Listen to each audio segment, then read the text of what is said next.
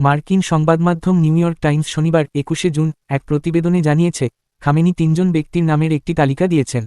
নির্দেশনা দিয়েছেন, যদি তিনি ইসরায়েলের হামলায় প্রাণ হারান তাহলে এই ৩জন থেকে যে কোনো একজনকে যেন পরবর্তী সুপ্রিম নেতা বানানো হয়। দখলদার ইসরায়েল যে কোনো সময় খামেনিকে লক্ষ্য করে হামলা চালাতে পারে বলে ইঙ্গিত দিয়েছে। এর মধ্যেই নিজের উত্তরাধিকারী ঠিক করে ফেলেছেন তিনি। ৩ ইরানি কর্মকর্তার বরাতে নিউ ইয়র্ক টাইমস জানিয়েছে, আয়াতুল্লাহ খামেনি এখন একটি ভূগর্ভস্থ অবকাঠামোতে অবস্থান করছেন এবং একজন বিশ্বাসযোগ্য ব্যক্তির মাধ্যমে অন্যদের সঙ্গে যোগাযোগ করছেন। এছাড়া সামরিক বাহিনীর শীর্ষ কোনো কমান্ডার নিহত হলে তার জায়গায় কাকে দায়িত্ব দেওয়া হবে সেটিও ঠিক করে দিয়েছেন ৮৬ বছর বয়সী খামেনি। যে ৩জনকে পরবর্তী সুপ্রিম নেতার তালিকায় খামেনি রেখেছেন তাদের নাম প্রকাশ করা হয়নি। আগে ধারণা করা হতো, আয়াতুল্লাহ আলী খামেনি মারা গেলে তার ছেলে মুজতবা খামেনি পরবর্তী সুপ্রিম নেতা হবেন।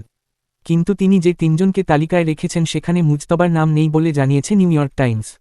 নিজে নিহত হলে যেন দ্রুত সময়ের মধ্যে নতুন নেতা নির্বাচন করা যায় এবং কোনো ধরনের বিশৃঙ্খলা না হয় সেজন্য এমন অভূতপূর্ব সিদ্ধান্ত নিয়েছে খামেনি। এছাড়া ইসরায়েলের সঙ্গে যুদ্ধ শুরু হওয়ার পর খামেনি ক্ষমতা চৌকস বিপ্লবী গার্ডদের কাছে হস্তান্তর করেছেন, যেন তারা প্রয়োজন অনুযায়ী সিদ্ধান্ত নিতে পারেন।